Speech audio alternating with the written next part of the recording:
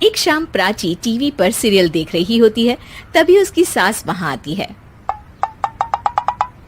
अरे सीरियल में तो ऐसे मग्न है जैसे आज रात का खाना पड़ोसी आकर बनाएंगे। मुझे पता ही नहीं था आपने अपने बेटे की शादी पड़ोस में भी की हुई है। हैं? मतलब? मतलब इस घर में सारा काम बहू ही करती है, आप तो सिर्फ खर्राटे मारती हैं। अच्छा जी, फिलहाल तो तुम आराम फरमा रही हो, चलो जाओ, ये मेरे टीवी देखने का समय है। आहा, इसीलिए मुझे भगाया जा रहा है। सॉरी, अब तो बिल्कुल नहीं जाऊंगी। प्राची की इस बात पर दोनों सास बहू के बीच टीवी रिमोट के पीछे बच्चों जैसे छीना झपटी शुरू हो जाती है, जिसके बीच श्लोक भी काम से घर वापस आ जाता है। आज मेरी चूहे बिल्ली की जोड़ी किस बात पर झगड़ रही है? अरे तेरे बीवी मुझे टीवी ही नहीं देखने दे रही।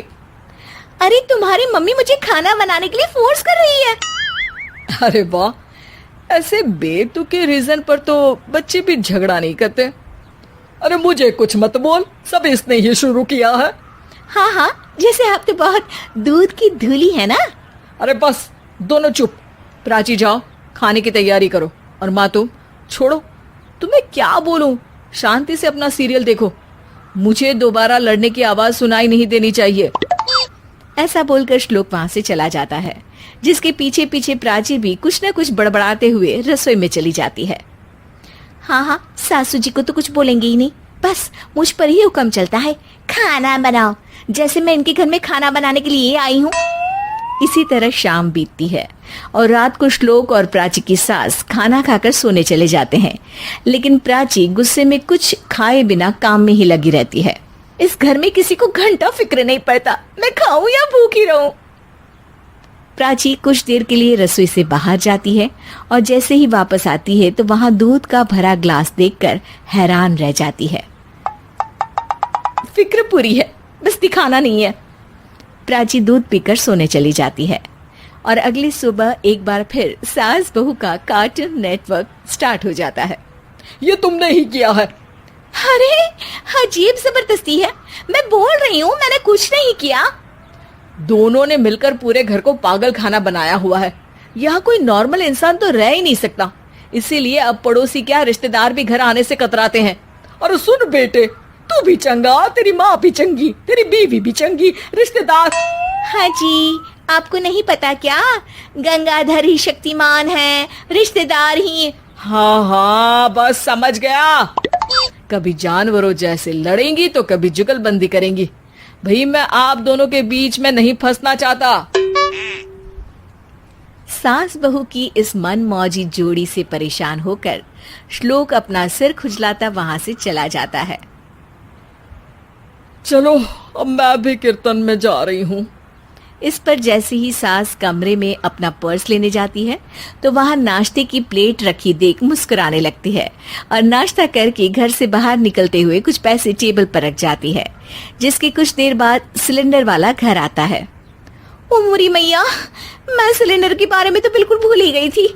घर खर्च के सारे पैसे भी मम्मी के पास है और श्लोक से बोला तो उल्टा 4 बात सुनाएंगे।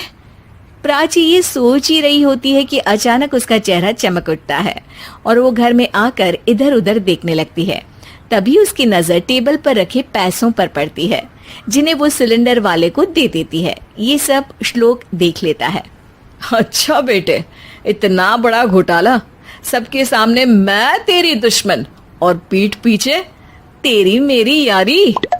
इस पर श्लोक एक प्लान बनाता है और शाम को सब एक साथ बैठे होने पर बोलने लगता है। माँ, तुम दोनों की बहुत लड़ाई होती है, इसलिए मैं सोच रहा हूँ कि प्राची को उसके घर छोड़ाऊं, इससे वो भी खुश रहेगी और तुम भी। अचानक श्लोक की ये बात सुनकर सास बहू शौक से उसकी तरफ देखती हैं। अरे ऐसे कैसे घर छोड़ाओगे, मुझे कहीं नहीं जाना। अरे तुमने बोला नहीं पर मैंने सुन लिया, तुम्हें मम्मी के साथ रहना अच्छा नहीं लगता, मुझे पता है। अरे वो अरे, जब बहू खुद कुछ काम बोले तो वो तुझे सुनता नहीं, और अब जो इसने बोला ही नहीं वो तू समझ गया। जब उसे नहीं जाना तो फिर जबरदस्ती क्यों कर रहा है? अच्छा, फिर आपको मौसी के घर छोड़ाता हूँ, बस अब आप दोनों एक घर में एक छत के नीचे नहीं रह सकती। मैं इस टॉम एंड जेरी की जोड़ी को और नहीं झेल सकता। है? ऐसे कैसे नहीं रह सकते? तुम्हें इतनी दिक्कत है तो तुम्हारा बोरिया बिस्तर पैक कर देती हूँ, लेकिन मम्मी जी कहीं नहीं जाएंगी। बिल्कुल यही सुनना था मुझे। अगर दोनों में इतना ही प्यार है फिर हर वक्त ये लड़ाई का नाटक क्यों करती हो? देखा मैंने कैसे माँ किचन में दूध रखती है और तुम उनके लिए कमरे में नाश्ता रखती हो, और कैसे वो पहले ही तुम्हारी दिक्कत समझकर घर में पैसे रखकर बाहर जाती है। अरे भाई, इतना ड्रामा तो डेली सोप में भी नहीं होता जितना तुम दोनों ने इस घर में फैलाया हुआ है।